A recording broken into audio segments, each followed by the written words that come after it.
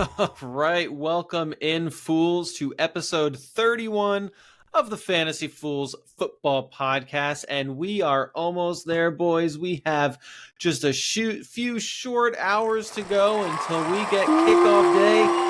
Opening game with the Ravens and the Chiefs. Looking forward to that a lot. Yeah. We also today... All right, we're going to stop cheering now. There we go. That was going. Didn't realize. I forgot it went on for so long. That was just too long. That was like awkwardly long.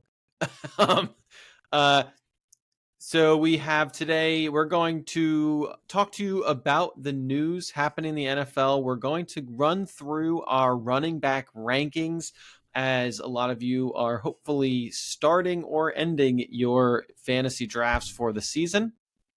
And ending, we have our segment, our favorite segment, coming back. So excited. And that is Duel of the Fools. And we can't wait to get into it with you because we finally have duels back and we are fools and we are ready for football. You know what that means. If Duel of the Fools is back, that means football is back, baby. We are ready to go. We have actual important football that matters for playoff implications. And I'm not talking about fantasy. I'm talking about actual football. This is so exciting.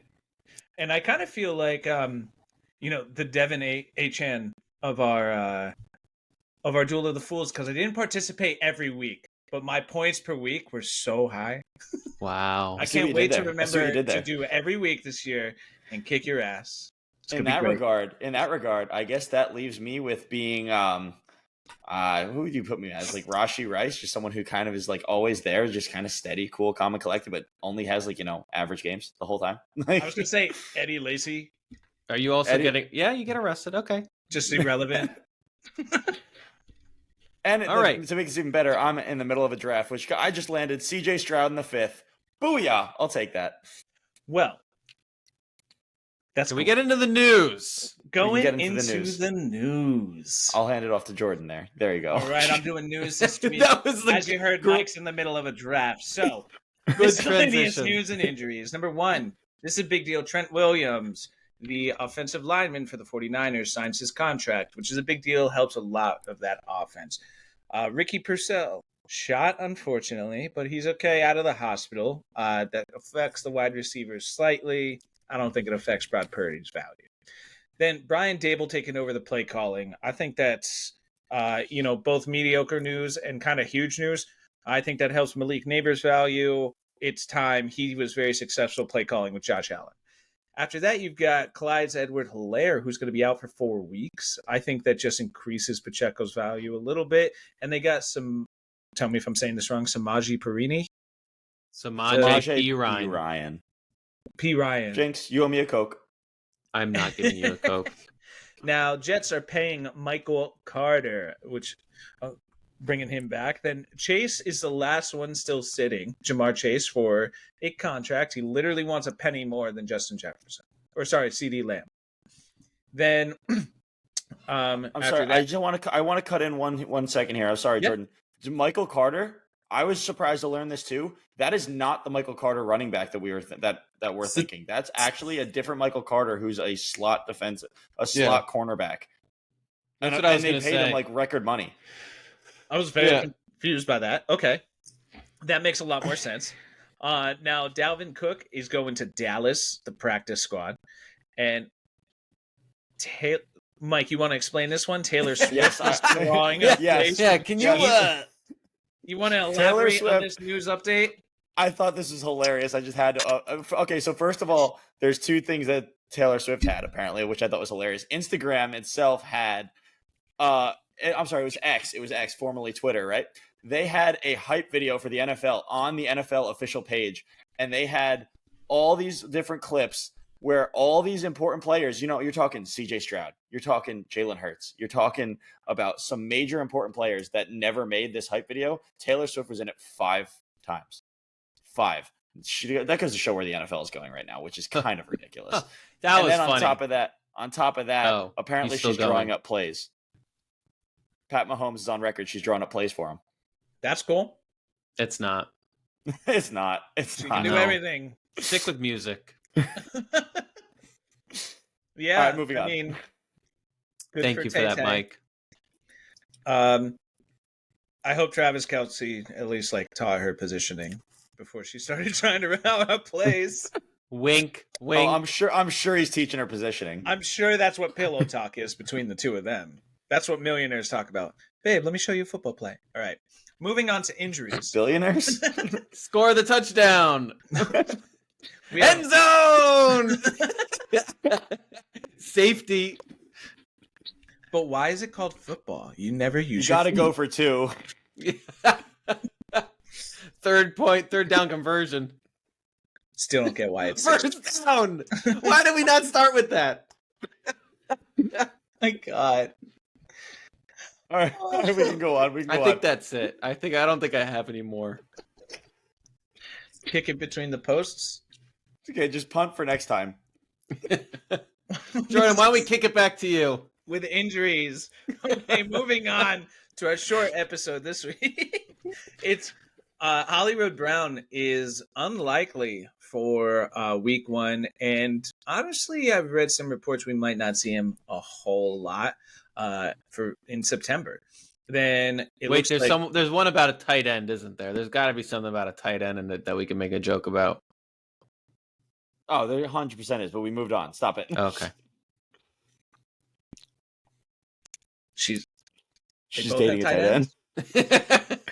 She's dating a tight end. There's a lot. There's a lot. They trade we're going tight back ends. to injuries. So Mark Andrews is back at practice following car crash, and Justin Herbert overcoming plantar fasciitis. I'm glad I said that. Penalty on the offense. Still on this. Offsides. PK in the end zone. What is off? Wait, please explain to me offsides. What are you saying? No, we're not that type of podcast, Mike. I can't explain it. I don't think you can. Use your imagination. I'm trying. All right, Man. Come on, let's finish this up. Sorry, Jordan. The tight end penetrates the defensive line. That is basically just listening to any NFL announcer. Yeah. Okay. Well, now that we very roughly got through the miscellaneous news and Taylor Swift dominated it, now we're going to go into our half PPR, no tight end premium, 6-point rushing, receiving touchdown, 4-point passing touchdown. Running back rankings. Yes, our running back rankings, which we're going to go over. 24. Starting with number 24. Mike, you have Gus Edwards. I have Brian Robinson Jr. and Jordan has Jerome Ford.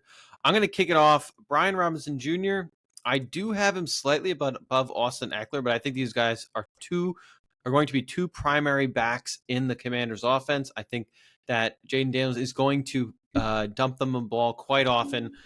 Brian Robinson Jr. is a receiving catching back, and he can run the ball. Austin Eckler, I think, is going to be there to get those short touchdowns, but I think Brian Robinson Jr. is going to have a great season. Man, Mike, do you not even have Austin Eckler in your top 40? I do not. I don't see Austin Eckler being somebody who's going to be very involved in this offense, but I do want to get back to your Brian Robinson pick. It's interesting. One thing I've realized going through this, and especially with the running back position, running backs just seem to get injured a lot, right? And I had a lot of names that are underneath my top 24 that I just want to say they're going to be top 24. They're going to finish top 24, right? But Brian Robinson is coming in at 32 for me.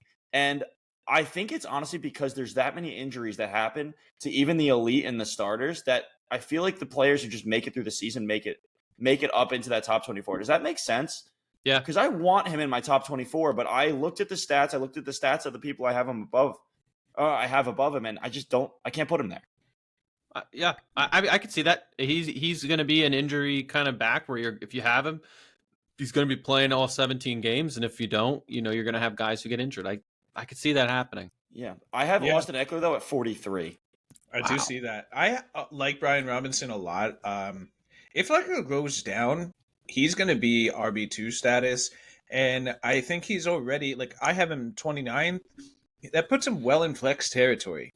If you like him as a player and you don't think Austin Eckler's got much gas in the tank, He's a solid flex pick. I agree. Yeah, Mike, 100%. what about Gus Edwards? Gus Edwards, you're right. Thank you, Tyler. I have Gus Edwards highlighted here because I think he's going to be one of those guys to where I think he's going to get volumed up. I really do. I think he might be this year's Ramondre Stevenson or maybe even Rachaad White. Like he's in a running offense, and all he's doing is sharing it with J.K. Dobbins. Now, J.K. Dobbins is always injury prone, and I guess I'm kind of thinking that J.K. Dobbins is going to get injured again because when he does, Gus Edwards is going to get the ball all the time. They don't really have anybody else with experience. They do have this guy Vidal who's behind them, but he's a rookie. They're going to keep him healthy, and they always have Justin Herbert to go back on because he's a great quarterback. I just think Gus Edwards is going to get volumed into the top 24. Yeah, and I think, you know what, with Coach Harbaugh joining the Chargers, he is notoriously a run-heavy coach. I could see this happening, but I also could see it being a battle between Gus Edwards and a healthy J.K. Dobbins. So I think there's a lot of room for success there for one of their starters. I also have Gus Edwards at 28, but I wasn't sure where that he's going to make it top 24. And I'm noticing that, and I actually have J.K. Dobbins at 28. So, like, I actually think if one of them does go down, which I am presuming will be J.K. Dobbins, but obviously you don't wish injury on anybody. But if one of them goes down, I think both of these guys the other one gets launched into the top 20. Yep, I agree. That's fair to say, and it's probably going to be Gus Edwards. He had 13 touchdowns last year, which is really good. I don't expect him to repeat, but I think if I'm choosing any running back from the Chargers, it's him. Yep. Mike, bring us into pick 23. Yeah, so going into 23, I sit here with Kenneth Walker. I'm noticing here, you Tyler, you got Ramondre Stevenson, and Jordan, you got James Conner. Yeah, you know, it's interesting. For Ramondre Stevenson, he's a good guy to draft, I feel like. I do have him lower than both of you, Mike, at 17. Actually, both of you have him at 17. I have him a bit lower. Don't get me wrong.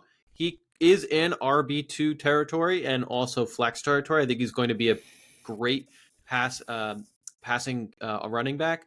But I don't have him as high because I don't know if the Patriots offense has proved anything to me. I also think Drake May likes to throw the ball more so than running, and I think that does boost Jalen Polk's value, Pop Douglas's value, and their rookie Javon Baker's value as well. So two new wide receiver rookies on this team, a new quarterback rookie. I think they're going to throw more than pass, but I could see Ramondre being at 17, but I could also see him being being only a top 24.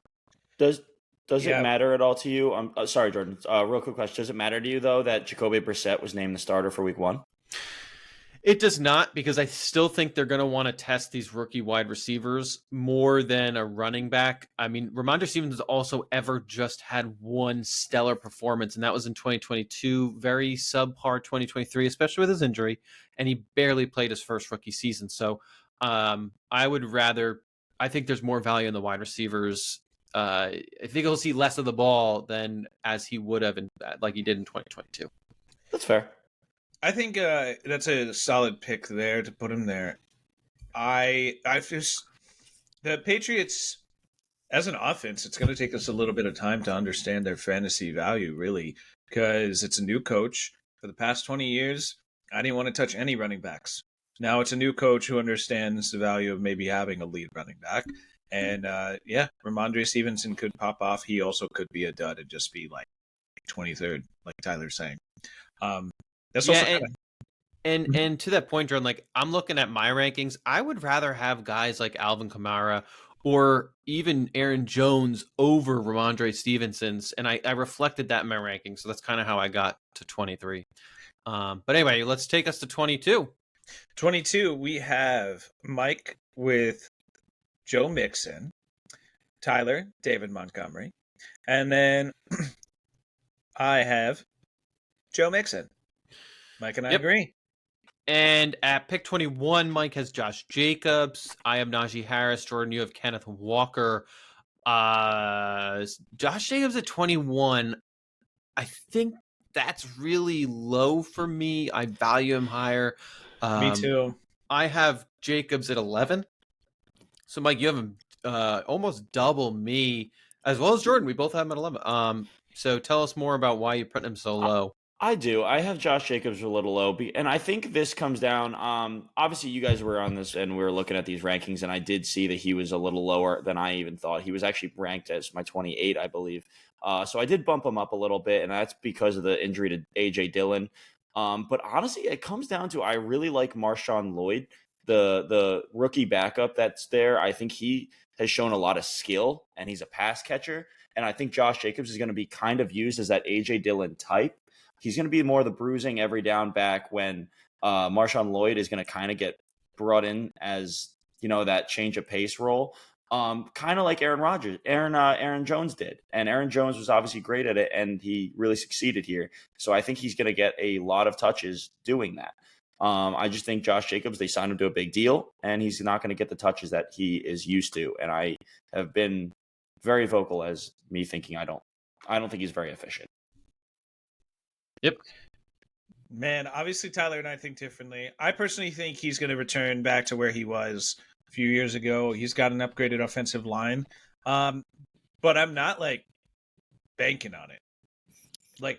If Mike is right on this one, it doesn't surprise me. But I do see him falling closer to being an RB1. Yep. I mean, we'll see. But if you go into top, you'll see where you guys have them too. But going into number 20, I'm at James Conner, Alvin Kamara. That he squeaks in at the top 20 right there for Tyler, and then DeAndre Swift. That's a pretty good top 20, honestly. I'd say. Tyler, you have Alvin Kamara on your list. You want to talk about him? Yeah, so, and this is where I look at picks. For me, my running back's 13. I would say all the way to 22 even. They're all, in my eyes, very similar tiers. But I do have Alvin Kamara at pick 20. Honestly, if you put him against other guys, like for me, Aaron Jones or Joe Mixon, they're pretty much all so tight. I would take any of the three. I worry about Kamara's age. I worry about his injuries, and that's why I have him dropping a little bit lower to the RB20 for me. But you're fine. It's a great thing if you draft him no matter what. I still am going to draft this guy even if he's ranked 20 for me. I'll say this about Alvin Kamara. I think if you have him at 20, I have him higher on the board. I have him higher on the board only because in my rankings, I am accounting for a PPR format. If you do not have him in a PPR format, if you're getting him in a standard league, I don't put him in your top 24. I don't know if he's top 30. Yeah, I do still. I think he's going to be solid. He's still Alvin Kamara, and they do have a new offensive coordinator, Clint Kubiak, who's supposedly making him a big part of his offensive plan. So we'll see. Yep. Take us to 19. 19. Mike has Zamir White, Tyler has James Conner, and I have Rashad White. Mike, you want to go first? So I can go first. Absolutely. I do highlight Zamir White here. Zamir White is a big wild card. I can totally admit, and I could totally see where I could be totally wrong on him.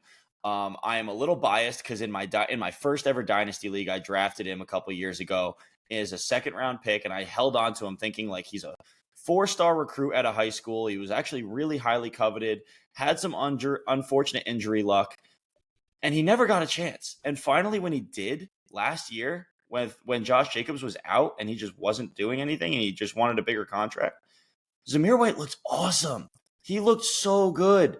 So I just think with him getting all the volume that Josh Jacobs did, I actually think he has the potential to be a Josh Jacobs. He really does. But it's all volume based. It's not necessarily because he's going to be super great and super agile and super efficient. He's just going to get so much volume that he's going to be a top 20 guy. It could be interesting. He could be a top 20 guy. We'll see. Really, that offense is going to be very interesting. I don't think it's going to be very productive, which is probably why you have him, lower RB2. But he could be somebody who pops up in the next couple of years. I'm just not sure this is the year. We'll see, though. Yeah, I mean, I had him at 25. Still not a bad pick, no matter what you do. He's going to be your RB2. He's got upside. He's got downside. It's kind of just For me, when I'm drafting, my kind of strategy is always like to have a running back I feel good that they're going to get me points consistently, and I don't mind my RB2 being someone who could explode or not and kind of take it on the fly. So, yeah, I could see it happening. But Jordan, what about Rachaad White?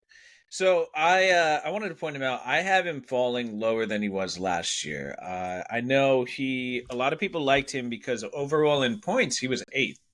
But if you take a look at his stats, he was 3rd most carries last season. He was 4th most receptions in terms of RBs. Yet he was only 8th. And then on top of that, points per game, he's 16th. So volume is there, efficiency is not. They drafted another running back. Baker Mayfield had a full offseason with Chris Godwin and Mike Evans.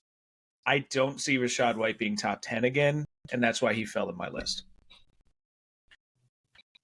Yeah, I got White much higher. I have him actually at 10, and Mike, you actually have him the highest at 6. I just think in a full PPR league, he is going to surprise everyone. He's now in his 2nd year with Baker. In my opinion, he's going to have a fantastic year. I think he's going to be good. I am surprised to see that he's my number 6. I don't think he's honestly going to fit there. I think that's a calculation I need to be a little bit better on, because I agree with you. I just don't think the efficiency is there. And I think last year he volumed his way in a PPR format to be a top 10 guy. And I don't think he's going to do that again. I think there's more competition in the backfield. So I would feel a lot better actually around somewhere between you two. You're sitting here at where are we at right now? I'm sorry. You're at 19. Jordan, I have 19. Tyler, you're at 10. 10th. You have him 6. I'd like to be somewhere in the middle of you two with him. My thing is, I'm not picking him with the confidence he's going to be RB1, and I'm not terribly hopeful of him reaching that. Like, I think there's other guys ahead that, like, I have more faith in, Pacheco, Kamara, Kyron Williams, Aaron Jones. I have more faith in those guys being top 15. I'm with you. I like I said, I think I would rather have him somewhere in between 10 and 19 instead of my top 10. But we can move on to the next pick here. So pick 18. Yep, next pick 18, we've got Mike with Raheem Mostert. I have Joe Mixon, and Jordan, you also have Raheem Mostert. Mike, you're at 17. I'm at 17. So, okay, going into 17, it's actually good because Ramondre Stevenson is my pick, and I know I could see Jordan agrees. Then we have Aaron Jones with Tyler. I think those are all fairly pretty good. I know I'm not too far off with that one with Aaron Jones. Yeah, absolutely. Jordan, take us to 16. We have David Montgomery from Mike. Tyler has Kenneth Walker, and I also have David Montgomery. Now, this one's pretty interesting. Tyler has him lower at 22. I highlighted this guy because I wanted to talk about the fact that in a points per game basis, David Montgomery was 5th last season. While I don't expect that to continue, and sure, he did miss some games, and Jahmyr Gibbs is going to get better. He's currently going on a lot of boards at RB3 status, and he was top 5 in points per game last year. There's going to be plenty of times they use him at the red line. I think he's going to be more than capable of being a flex.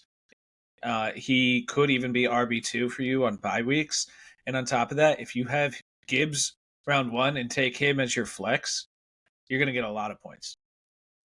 Yeah, I think, and I have him ranked a little bit lower. I have him at 22, but Dave Montgomery, for me, he has the potential to be a top 12 running back along with Jahmyr Gibbs being a top 12 running back. The Lions, I feel like, are going to put up a lot of points. They're an offense-heavy team, and they're going to get the lead and run the ball. And who are they going to give the ball to when they get that lead? They're going to give it to David Montgomery. So I'm with you. I actually would consider moving him a little bit higher, but yeah, I think it's a great he's a great pick. You have high advantage for him at the capital you're paying. And Tyler, you bring up a really good point. It's not new to see two RBs be top 10 on the same team in fantasy points.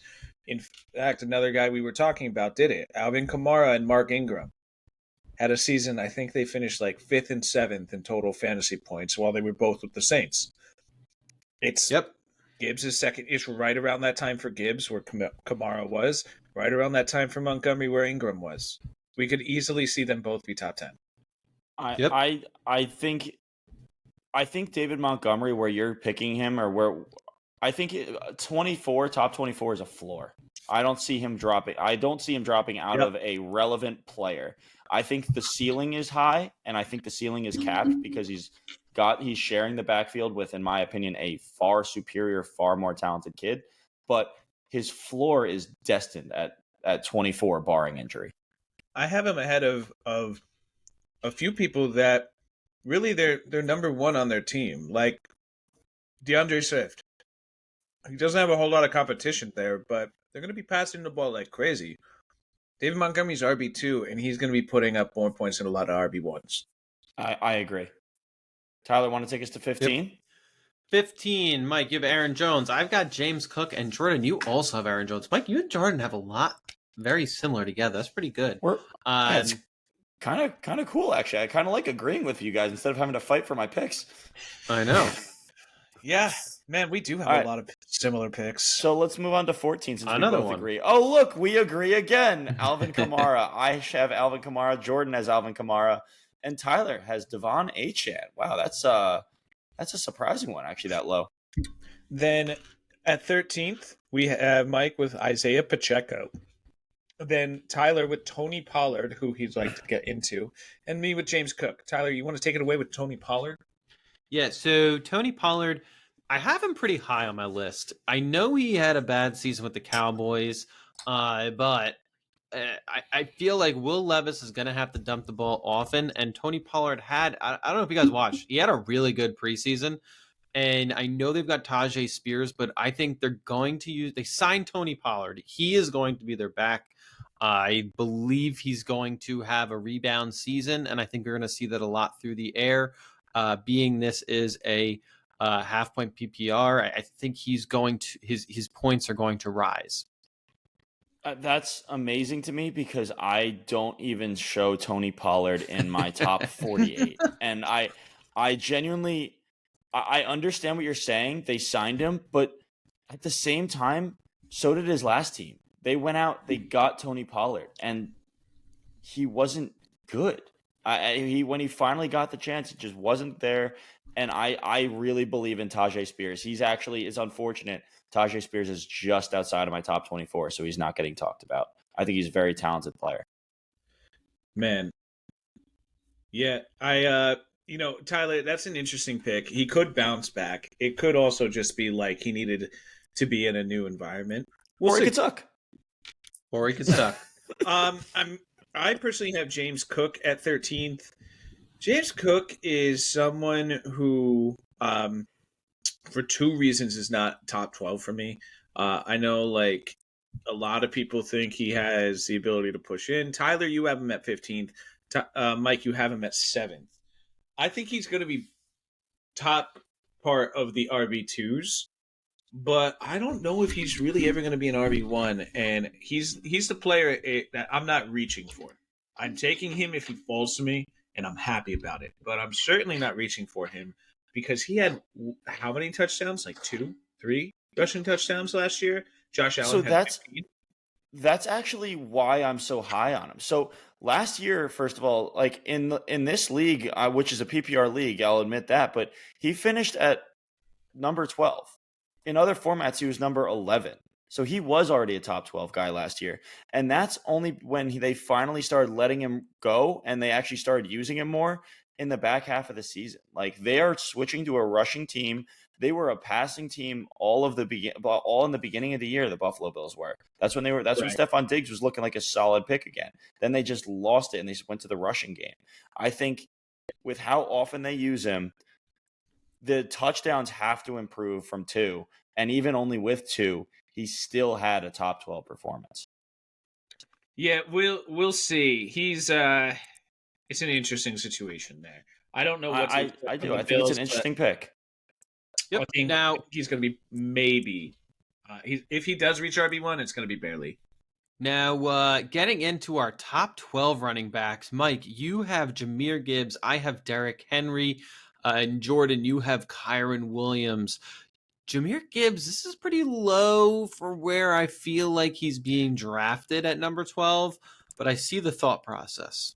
Yeah, I'll be honest. This is another one, just like Rashad White. This one surprises even me, um, especially the person he's behind, because I know the person he's behind. I think very lowly of in his situation, but really, this is a Jahmyr Gibbs situational pick. I think he, talent wise, is a top 5 talent in the NFL as far as running backs are concerned. He's a top 5 running back talent. He's gonna share the volume with David Montgomery, and you know David Montgomery is going to get those golden touches around the goal line. That's it. Yeah, I've got him a little higher. I just think because he's a pass catching back, and again, I believe in this Lions offense, but I have him as high as 7. Yeah, I think he's going to be somewhere between 6 and 12. I don't think he's going to push for top 5. yeah, I would agree with that. Mike, take us to 11. Sure. So like I just said, I was a little surprised to see this, but Jahmyr Gibbs is coming in behind my number 11, who is Jonathan Taylor, who probably people think I'm crazy of being low on, but number 11, Josh Jacobs for Tyler and Josh Jacobs for Jordan. So there you guys go. I'm the one who's different here. Unfortunately, we don't have anywhere we've all agreed, have we? Nope. Forget. Look at us. No, not at all. And now number 10, Mike has Saquon, another guy who maybe a little bit low. Then Tyler has Rashad White, somebody who might actually be right where he deserves to be. And I have Isaiah Pacheco. Yeah, at running back number 9, Mike, you have Devon Achane. I have Jahmyr Gibbs. And Jordan, you also have Devon Achane. I know we talked about a little bit, but Mike, number 9, Jordan, number 9. I'm way below. In fantasy terms, I'm pretty far less than you or under you at 14. You're not too far at 14. I'd say you're not too far, but I mean, we are at number 9, and I gotta say, like, this is I don't feel confident getting him this high. Like, it's just so risky because I really believe that he's going to just break a leg when he looks at the offensive line. I just don't think he can do it.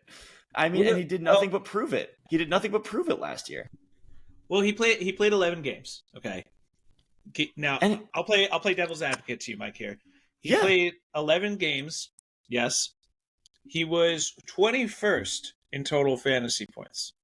After he missed 6 games, but in points per game, he's number 4.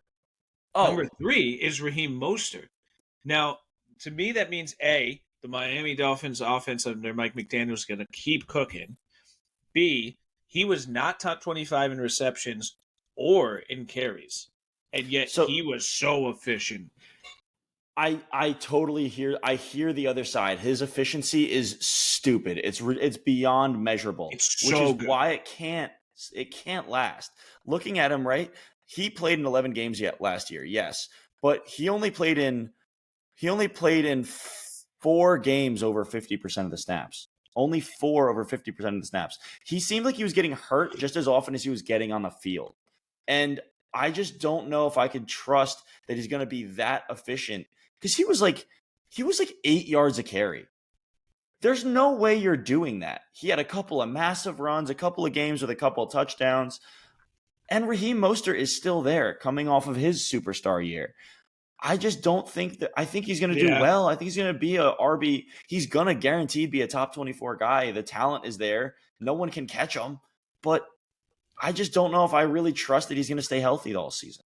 That's fair. And it's funny because I've drafted him in 2 of my dynasty leagues, which I do value him a little higher if you look at it from a dynasty perspective. He is only 22. Raheem Mostert is 32. So Devon Achane is going to be the guy. But even now, I worry, even just like you said, Mike, I worry about this pick. I had to pick him. He was the best value for where I was in those drafts, but I don't do it confidently because, as you mentioned, he is fragile. How many times do you use a toothpick, Tyler? I use it twice a day.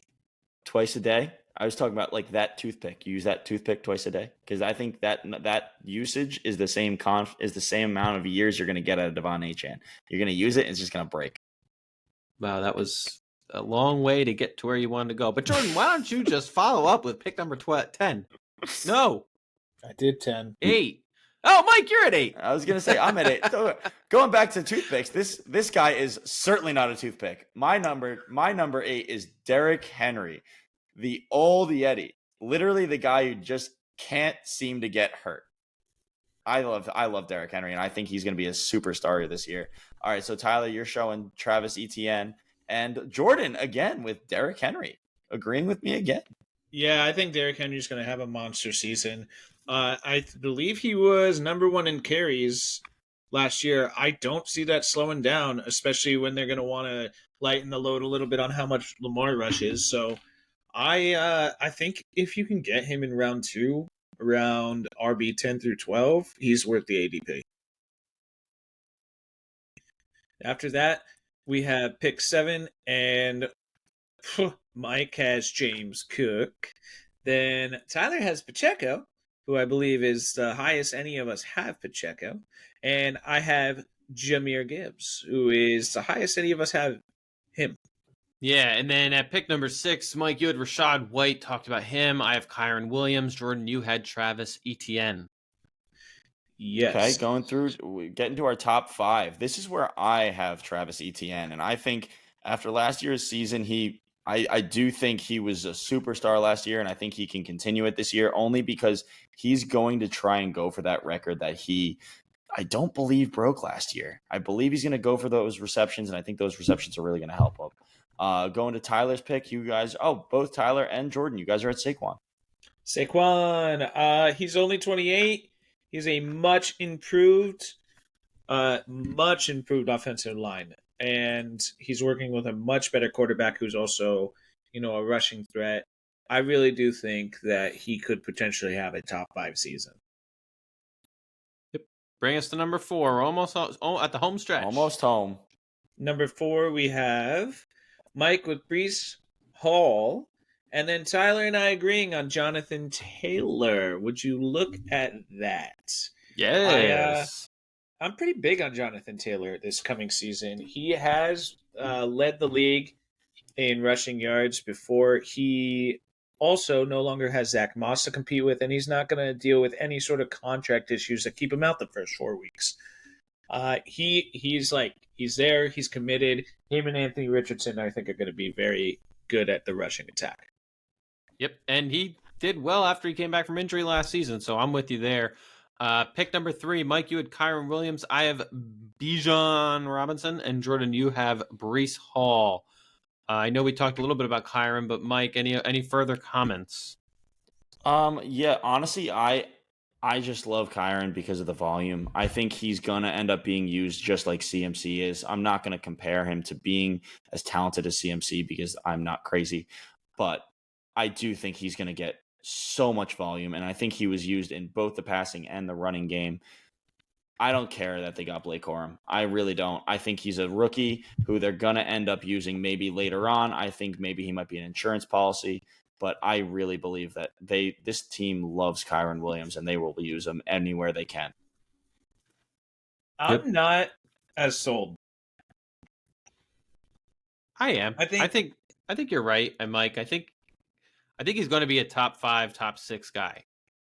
He could be, but Sean McVay doesn't care about changing up his game plan for a different running back. He just goes with the hot hand. And is Kyron Williams for now. He's always usually kind of stuck with his guy, and Kyron was nothing but proven last year. And when he got hurt, he came back and they went right back. I mean, when he started the season on waiver wires, because the guy, according to Sean McVay, was Cam Akers. He does not stick with his guy. He started the season last year saying Cam Akers is our guy, and then after like week 1 or 2, it was like boom, Kyron Williams. But Cam Akers didn't prove anything throughout his entire career. Kyren was proving it all training camp. There was news reports all over the place they were liking Kyren. Yeah, but he was still on the waiver wires last year. Because no one thought to pick him up. On fantasy? Exactly. Because Sean McVay said who his guy was in preseason. Going into the season was Cam Akers. That's my point. I see what your point is. It's not trustworthy what Sean McVay is saying that this is our RB1. It could be different in 2 weeks. I see what you're saying. I don't see it happening after what he did last year, but maybe I'm wrong. And if I am, then I'm going to use my third overall RB on a wasted pick. But I don't see it happening. Yep. All right, take us to number 2, and then we all agree on number 1. I'll take it at number 2. Yeah, we all pretty much agree on pretty much the top 4, right? But number 2, I am showing Bijan. I agree again with Jordan. Damn, we are good. And Tyler's showing Breece Hall. I think it's important. We need to discuss the Breece over Bijan thing. But yeah, why don't you just take us into Bijan, Jordan? So Bijan, I believe, was 11th in total fantasy points last year. He had a bad quarterback. I think they didn't have a great offensive line. Both are obviously well improved. So I really do think he's going to potentially have 200 carries and 100 receptions this season. He could be very good. I almost wanted to put him as my number 1. And the only reason I didn't is because I was like, well, CMC scored 80 more points than number 2 at the position. How do I not put him as number 1? Honestly, I'm with you. I wanted to put him at number 1 too. I didn't. I think he's going to have a great year. I think Breece Hall is going to be better. But that's really the only thing. I just think Breece Hall has proven he was number 4 last season. I think, and that was his first season or his first full season. Do you want to? I'm just nervous about Breece Hall. Sorry, I cut you off. I know I cut you off. I'm sorry, but I just think Breece Hall volumed his way in the passing game in a way he's not going to do this year. Last year, he saw an obscene amount of passes and got an obscene amount of balls caught because Zach Wilson can't throw a ball, and that's not going to happen with Aaron Rodgers. Yeah. We'll see. Jordan, why don't you bring us home with pick number 1? Pick number 1, you guessed it. We all have Christian McCaffrey. Yeah, that's I said it a second ago. He scored 82 points higher than the Punts. He scored 82 points higher. So 82 points higher than the second at his position, which I'd be willing to guess is the biggest gap. Yeah. And here's the thing. Christian McCaffrey, yes, he's number 1 from last year. I really wanted to put Bijan as number 1, though, because nobody in the past 10 years has ever repeated being number 1 at RB. In fantasy terms, every other position has happened. Antonio Brown did it at wide receiver. Josh Allen has done it at quarterback. And Travis Kelce has done it at tight end. It's never been done by a running back in the past 10 years. Christian McCaffrey's slightly older. He does have a slight injury history. If you went with Breece Hall or Bijan expecting them to be number 1 this season over him, I feel like you could justify that. I agree. So that was pick number 1. Moving on to our return of Duel of the Fools. And to kick it off, we can't wait because this means football is back. And we're going to start with our QB duel, and that is C.J. Stroud versus the Indianapolis Colts versus Anthony Richardson versus the Houston Texans. This is a battle of the rookies. I have C.J. Stroud. I also agree with C.J. Stroud. I think C.J. Stroud's going to take it. And Jordan. I have Anthony Richardson. No, you don't. No, you don't. You do not. I have C.J. Stroud. Yes, thank you. I'm taking Anthony Richardson. All right, changing his vote last minute. I thought we didn't allow that, but I'll allow it because you're going to lose. No, we don't allow. All right, well, whatever. You're going to lose anyway. I'm not allowed to do it. It's fine. It's too late now. Well, no, we said it already. We said it. You can't do it after we say it on the pod, but it's okay. It's fine. All right, going into our first running back combo, right? We have Josh Jacobs, Green Bay Packer, going against the Philadelphia Eagles, and he is being put up against Derrick Henry against the Kansas City Chiefs. I personally want to go Josh Jacobs, even though I really don't want to go Josh Jacobs. I don't think the Philadelphia Eagles defense improved enough, and I think Josh Jacobs will take it just because Derrick Henry's going to have to go against a superior defense. I also have Josh Jacobs for that exact same reason. I think the Chiefs defense is way better than the Eagles, and Josh Jacobs is their guy right now. So, all right, I have Derrick Henry. Here's why. I think Derrick Henry, if you're a baseball fan, is basically the Brees Hall of the NFL. Week 1 for baseball, nobody but Brees Hall, sorry. I was going to say, please pause that again. Bryce Harper. Wow. Bryce Harper. That's Harper. A baseball player. Nobody else shows up ready the first few weeks. Bryce Harper's always ready. And Derrick Henry has that feel to me. I feel like Chiefs week 1 are going to come in and be like, yep, we're getting back into things. Yeah. We're going to win the Super Bowl this year. And Derrick Henry is going to be like, I put $240,000 a year into my body. I'm fucking ready to go right now. Yeah.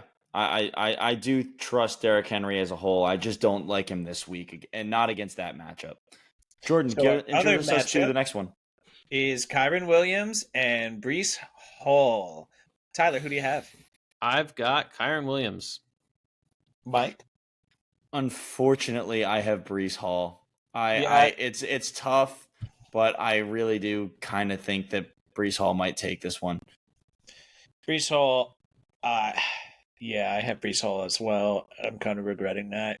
I'm regretting it too. Because San Francisco's defensive line is they're monsters. To be honest, I'm low-key questioning if someone changed my pick because I don't think I did that, but whatever. You did. Well, anyway, finishing out running backs, it's Zach Moss going up against the Patriots and Tony Pollard going up against the Colts. I have Tony Pollard. Mike? Oh, it's close. It is close, but I did go with Zach Moss here. I just trust Zach Moss against a pretty much just high school team of New England Patriots. So I'm going to take Zach Moss. I went Tony Pollard. I'm with you, Ty. I think, give it a few weeks, but I think he's going to be the clear number 1 there. And I'm more confident that Tony Pollard's number 1 than Zach Moss. Chase Brown is right on the tails. There's also talk about him already being number 1. I'm taking Tony Pollard. Yeah, but you could say the same thing about Spears. Yeah, I see what you're saying there, but I do think it's going to be Zach Moss. They did just pay him. They brought him in. They really went for him. So I think it's going to be the guy. But going into our first wide receiver set, Marvin Harrison Jr. with the Arizona Cardinals, Kyler Murray finally throwing him the ball against the Buffalo Bills defense, or you have Ladd McConkey with Justin Herbert throwing him the ball against the Las Vegas Raiders. Gotta go, my guy, Ladd. Yeah, I'm not going your guy, Ladd. I'm going with Marvin Harrison Jr., the guy who might be the best prospect at wide receiver since Jamar Chase. Malik Neighbors is going to be better. But I also went with Marvin Harrison Jr. and over Ladd McConkey this week. The next wide receiver matchup we have is going to be Devontae Adams going up against the Chargers and Mike Evans going up against Washington. I personally had Devontae Adams. This one was tough for me, though. Yeah, I had Mike Evans. This is the battle of the grandparents, but I think Mike Evans is going to come out, especially against the Washington Commanders defense with Baker throwing the ball. I do believe in Minshew Mania, but Mike Evans is the guy I think is going to run away with week 1. See, I don't know. I like Devontae. I really do like Devontae Adams. I think he's going to end up being just volumed his way there. I mean, you got your guy. You got your boy throwing on the ball now. The guy who doesn't know how to hold on to it. He just throws 700 passes in a game. All right. Next, Ty? Yep, and keep going with it. We've got last wide receiver matchup. It's Michael Pittman going up against the Texans, or Keenan Allen going up against the Tennessee Titans. I chose Michael Pittman. I don't have faith in Keenan Allen. It's fair. I do. I think Keenan Allen is going to be a part of a very good defense, a very good offense, and he's going to be going against a very poor team and overall. I mean, I really can't name you very many people who are game breakers again for Tennessee, and I just don't think they're going to be a very good team. So I'm going to go Keenan Allen. I went Michael Pittman. I'm pretty confident in this one, actually. I think with Houston being a good offense, Indianapolis is going to have to throw the ball. And who's their number one guy? Michael Pittman. They're going to need to play catch up. They're not going to really have too much time to run it because Houston's got a firepower offense. I love your logic. The problem is who's throwing Michael Pittman the balls. It's the guy with the sub 60 completion percentage in college. That I just don't have faith in Anthony Richardson. Give it time. It'll be Joe Flacco.